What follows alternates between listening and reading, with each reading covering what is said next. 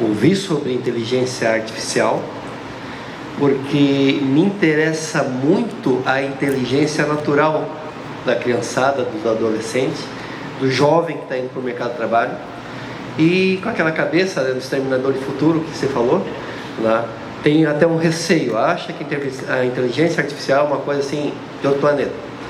Mas, no fundo, dos senhores, eu gostaria de ver qual que é a percepção, né, da inibição da inteligência natural mesmo, porque haverá algum momento da emergência, da disrupção através da inteligência artificial, porque o medo, assim, a criatividade está cada vez mais sendo exprimida. Você vai, estive na Suíça, no Congresso de Inovação, os caras estão 1 trilhão de anos na frente da América Latina, justamente por essa pegada, assim, de deixar a coisa rolar, tipo uma startup, assim, dentro de uma macroestrutura, deixar a coisa acontecer.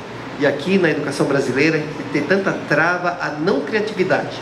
Aqui é o siga o modelo, década de 70, faz igualzinho, e quando tem uma inovação, a inovação veio lá de Singapura, né? E a gente mesmo não tem aquele senso, né? Então, a minha pergunta é aos palestrantes, né? Vai rolar uma emergência a ponto de dispensar mesmo a inteligência natural? Vai ter talvez uma disrupção, mas só através da mudança lá do silício para o carbono, e aí ferrou para todo mundo e deu para nós? Essa é a minha pergunta. Eu vou começar dali para lá. O negócio que vai ser aqui em Singapura. Você está sendo em Singapura, né? Então... Tá jóia. Ok. Bom, vou falar o que é a minha visão e opinião, tá?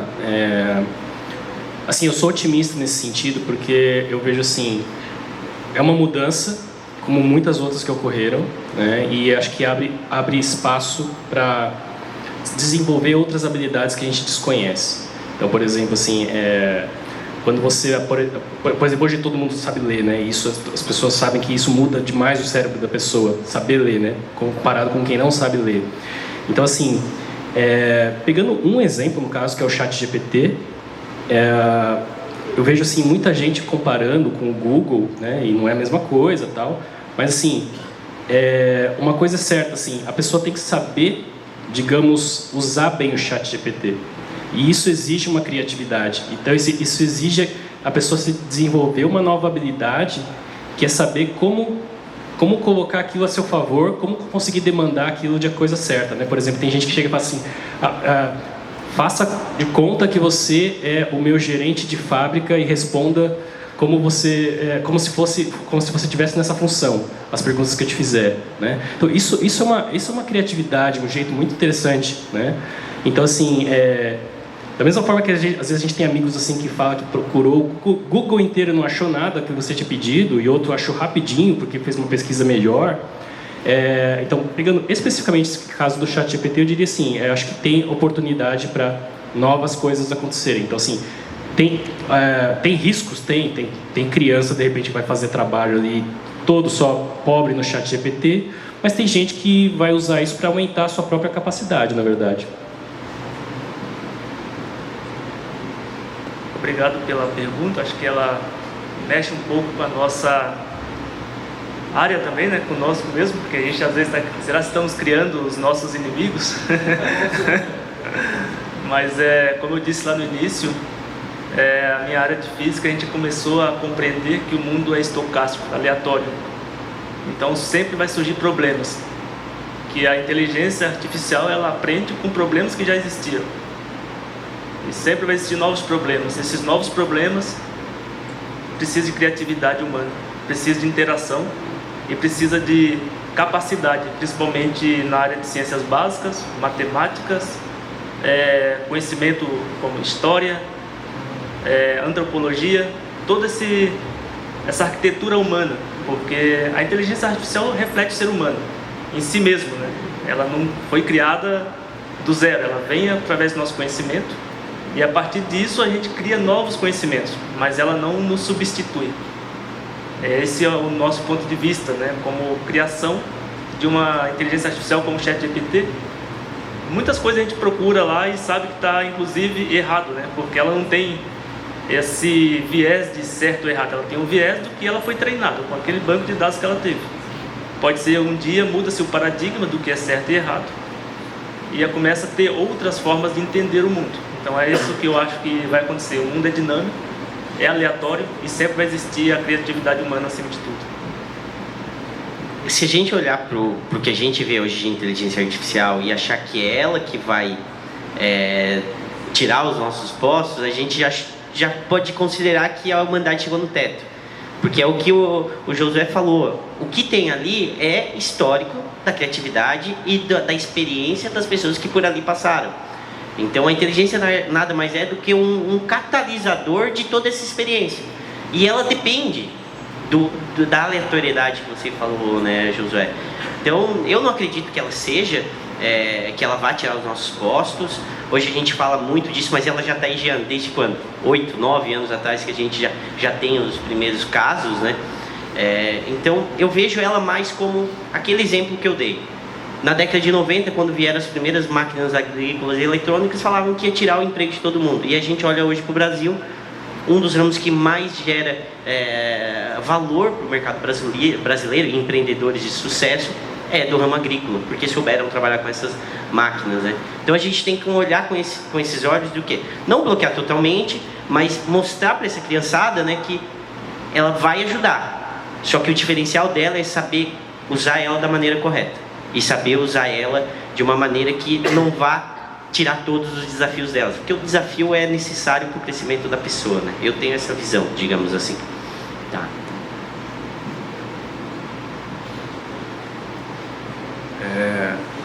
Hoje em dia, eu cada vez trabalho... A IA é praticamente meu trabalho todo dia. Então, hoje em dia, eu enxergo a IA como um modelo matemático probabilístico. Então, eu olho ela uma ferramenta para um fim, é um meio para um fim.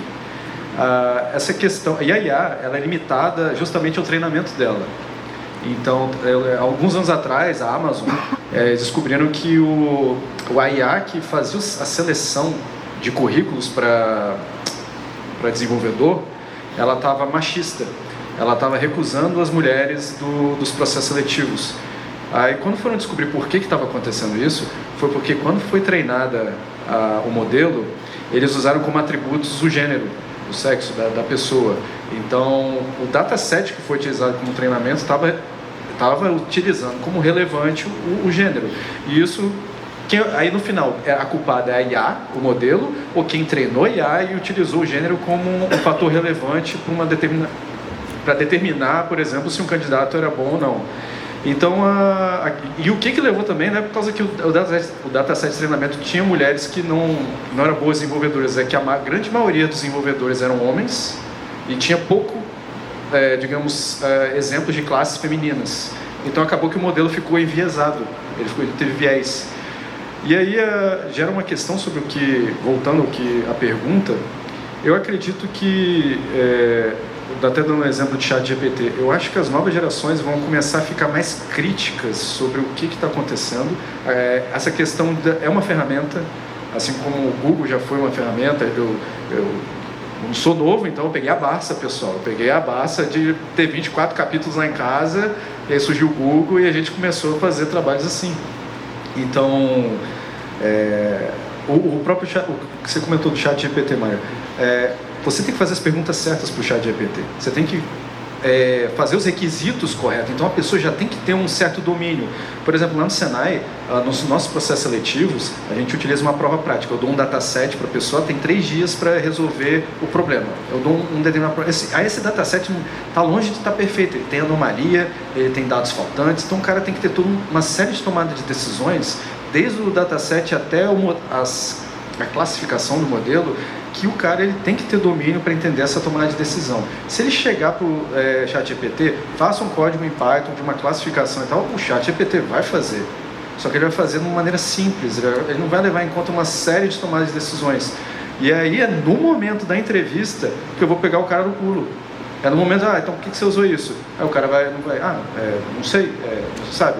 Então, na questão de escolas, por exemplo, eu vejo que trabalhos manuais talvez no futuro fiquem mais obsoletos, entendeu? Talvez.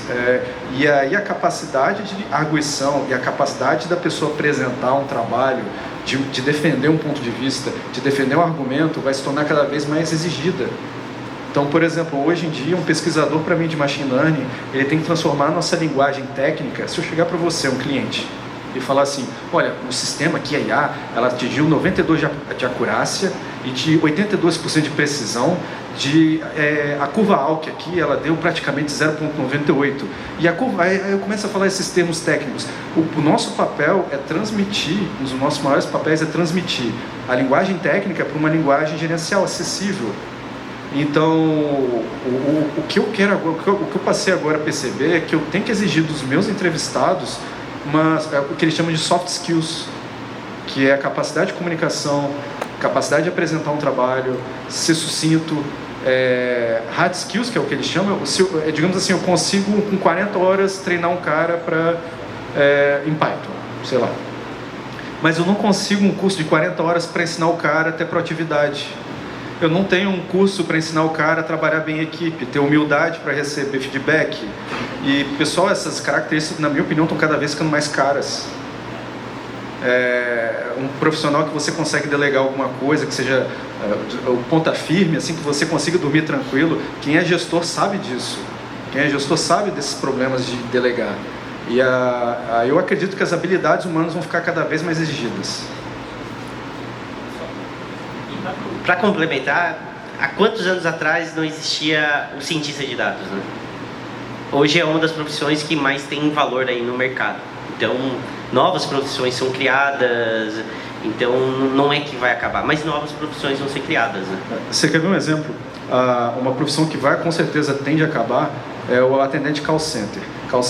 Por quê?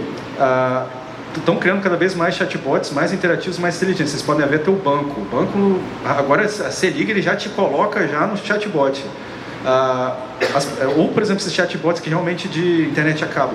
Ninguém liga para um call center para elogiar o serviço da TV a cabo. É só reclamação e o cara que vai lá para soltar a fúria. Então, eles notaram que o atendente call center é um dos trabalhos que tem maiores índices de burnout, maiores níveis de estresse. Porque eles têm metas, e passam o dia inteiro recebendo reclamação, e a culpa não é deles. Imagina, o seu trabalho é 8 horas ouvir a reclamação de pessoas de um problema que não foi causado por você. E aí a tendência é um chatbot ser implementado para poder essa profissão tender a acabar. Aí eu tenho o exemplo da Librelato.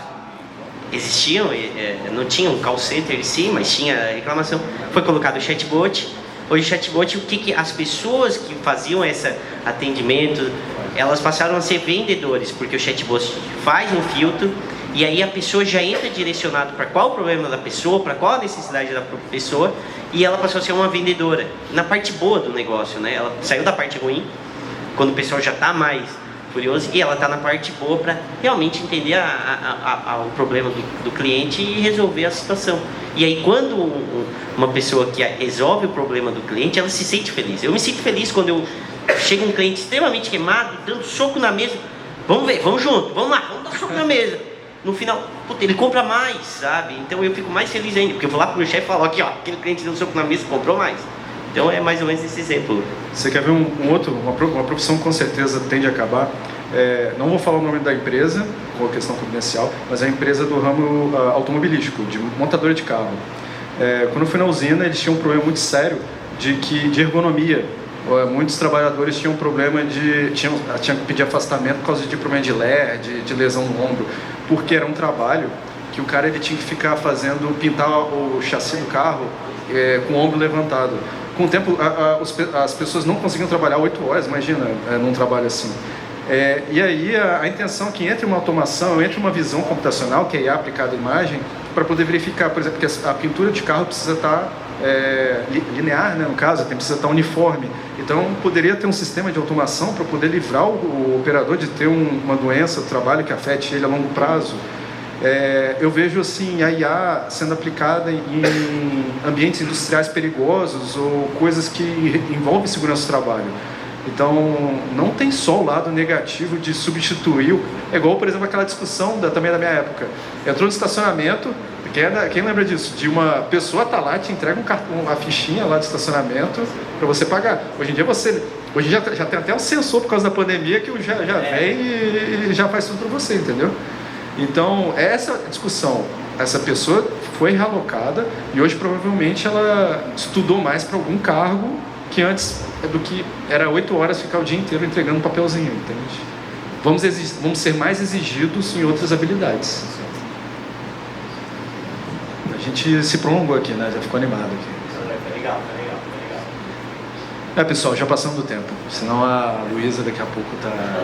Mas a pergunta foi boa. Foi sensacional. Muito Obrigado, pessoal. Obrigado presente. pela participação aqui. Obrigado pelas perguntas. E obrigado aos convidados por terem aceito o convite, tá? Foi um prazer enorme estar aqui, a gente conversando, debatendo sobre ar. E novamente obrigado ao Sintec e à comissão por ter me convidado. Boa tarde, pessoal.